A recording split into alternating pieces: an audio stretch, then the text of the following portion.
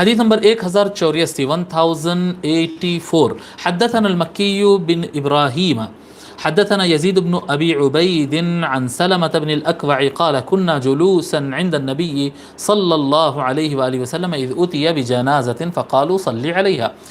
امام بخاری حضرت مکی بن ابراہیم سے، وہ حضرت یزید بن ابی عبید سے، وہ حضرت سلمہ بن الاکوع رضی اللہ تعالیٰ عنہ سے روایت کرتے ہیں. وہ کہتے ہیں کہ ایک مرتبہ ہم حضور صلی اللہ علیہ وآلہ وسلم کے پاس بیٹھے ہوئے تھے کہ ایک جنازہ لایا گیا.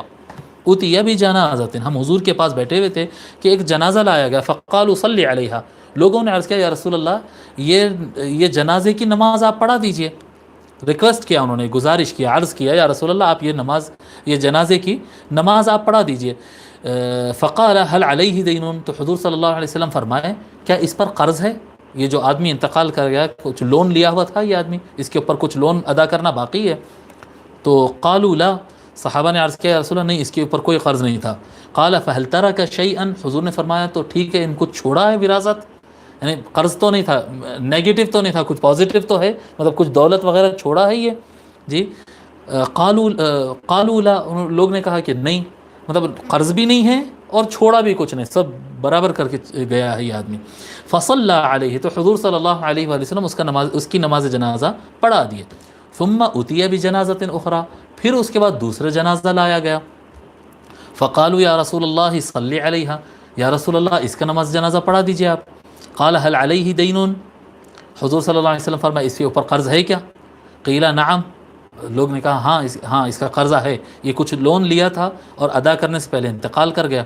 قال فهل ترك شيئا قالوا 3 دنانیر، حضور نے فرمایا کہ کچھ مال دولت وغیرہ چھوڑا؟ تو بولے یا رسول اللہ اس کے 3 دینار ہے. دینار ہم بتائیں نا کیا ہوتا، سونے کا سکہ. اس کے 3 دینار اس نے چھوڑ گیا ہے، انتقال کرنے سے پہلے 3 دینار چھوڑا ہے. فصلی علیہا، تو حضور صلی اللہ علیہ وآلہ وسلم نے اس نماز جنازہ کو بھی پڑھا دیا ہے. ثم اتي بالثالثة، پھر تیسرا جنازہ آیا. فقالوا صلی علیہا، لوگ نے عرض کیا یا رسول اللہ یہ شخص کا نماز جنازہ آپ پڑھا دیجئے.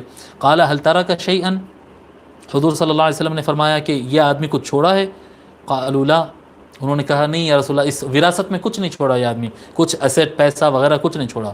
قال فهل علیہ دین، حضور نے فرمایا کہ اس کے اوپر کچھ لون ہے، کچھ قرضہ ہے؟ قالوا 3 دنانیر، 3 دینار اس کا قرضہ ادا ہونا باقی ہے، لون ہے اس کے اوپر لیکن چھوڑا کچھ نہیں.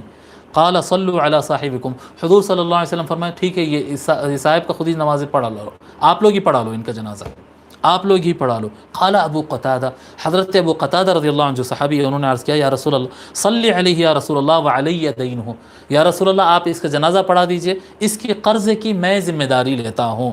فصلی علیہ، تو حضور صلی اللہ علیہ وسلم نے نماز جنازہ اس شخص کی پڑھا دی. اب اس کے اندر کچھ نصیحتیں ہیں اور کچھ مسائل ہیں، وہ تیزی سے میں آپ حضرات سے عرض کر دیتا ہوں. نمبر 1 کہ حضور صلی اللہ علیہ وسلم نے ایسا کیوں کیا کہ اس کا قرض ہے اور اس کے پاس یعنی کچھ وراثت میں چھوڑا نہیں جس سے ادا ہو سکے، تو حضور نے فرما دیا آپ لوگ ہی پڑھا لو. کیوں فرمایا ایسا؟ اس لیے فرمایا تاکہ مسلمانوں کو ایک تھوڑا سا کیا کہتے ہیں جھنجھوڑنا کہتے ہیں نا، کہ اپنا مسلمان بھائی انتقال کر گیا، اس کے اوپر قرض ہے، ایک مصیبت آئی ہے اس کے گھر کے اوپر، اور تم لوگ کچھ اس کے انتظام نہیں کر رہے ہیں جی، انتظام نہیں کر رہے. یہاں پر نماز نہیں پڑھاتا ہوں یہ کہنا یہ نہیں تھا کہ یہ آدمی نماز پڑھانے کے لائق نہیں ہے، نہیں، یہ مراد نہیں تھا وہاں پر، بلکہ یہ مراد تھا وہاں پر کہ ناراضگی کا اظہار. اب وہ جو انتقال کر گیا اس سے تو ناراضگی نہیں، ریکویسٹ کس نے کیا تھا؟ جو افراد بھائی دوست بن کر ساتھ میں آئے جنازے کے، اور وہ اپنے بھائی مرے ہوئے بھائی کا قرض ادا کرنے کے لیے پیچھے ہٹ رہے ہیں اور اس کا انتظام نہیں کیا، ان کا دھیان نہیں گیا اس طرف، تو ان کو حضور صلی اللہ علیہ وسلم وہاں پر جھنجھوڑ رہے تھے کہ مجھ سے کہہ رہے ہیں کہ نماز جنازہ اور مغفرت کی دعا کرو، مجھ سے کہہ رہے ہیں، اور وہ جو مر گیا ہے اس کے اوپر قرض ہے اور تم اس کا اہتمام نہیں کر رہے ہو. تو یہ ان کو ایک جھنجھوڑنا تھا. یعنی حضور صلی اللہ علیہ وسلم یہاں پر تاکید کیے جو رشتہ دار اور دوست وغیرہ ہوتے ہیں اپنے مرحوم دوست یا اپنے مرحوم بھائی اپنے مرحوم رشتہ دار کے قرض کی ادائیگی سے متعلق فکر کرے. نمبر 1. نمبر 2 یہ بات ہے کہ یہ ابتدائی زمانے میں رہا، یہ اس وقت کی بات ہے جب مدینہ اسٹیٹ بہت کمزور تھا، مالی حالات بہت کمزور تھے. بعد میں جب مضبوطی آ گئی تھی ملک کے اندر تو یعنی حضور صلی اللہ علیہ وآلہ وسلم کا تو مزاج یہ تھا کہ حضور صلی اللہ علیہ وآلہ وسلم فرماتے فَإِلَيَّ وَعَلَيَّ، جو کوئی مال چھوڑ کے گیا ہے، ہم حدیث پڑھ چکے ہیں، تو مال چھوڑ کر گیا ہے تو وہ اس کی اولاد لے لے، اگر اس کے اوپر قرض ہے یا بے سہارا اولاد ہے تو وہ میری رسپانسبلٹی ہے۔ تو حضور صلی اللہ علیہ وآلہ وسلم رسپانسبلٹی لیتے، تو یہاں پر ایک طریقہ بھی بتاتے تھے حضور صلی اللہ علیہ وسلم عمل کرنے کا۔ یہ جو حکم ہے یہ ان کو جھنجھوڑنے کے لیے تھا، اور اس کے بعد فقہا اس کے اندر مسئلہ نکالتے ہیں کہ یہ حضور صلی اللہ علیہ وسلم جو فرمائے نا کہ یہ میری ذمہ داری ہے کہ میں اس کے بچوں کے پرورش کا انتظام کروں گا، میں اس کے قرضوں کا انتظام کروں گا، اس سے مسئلہ یہ نکلتا ہے کہ اگر مسلمان حکومت ہو، کسی بھی گورنمنٹ، یعنی اسلامک سسٹم یہ ہے، غیر مسلم ملک بھی اس کو اپنا سکتے ہیں اور اپنانا چاہیے، کیا ہے کہ اگر کوئی آدمی اچھا ملک کا وفادار اور اچھا ناگرک، اچھا سٹیزن رہا ہو اور وہ انتقال کر گیا، اگر اس کے اوپر کچھ لون اور قرض ہے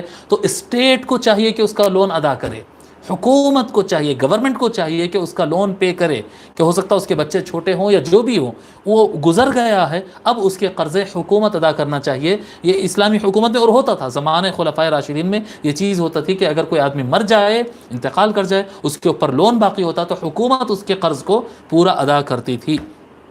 ٹھیک ہے،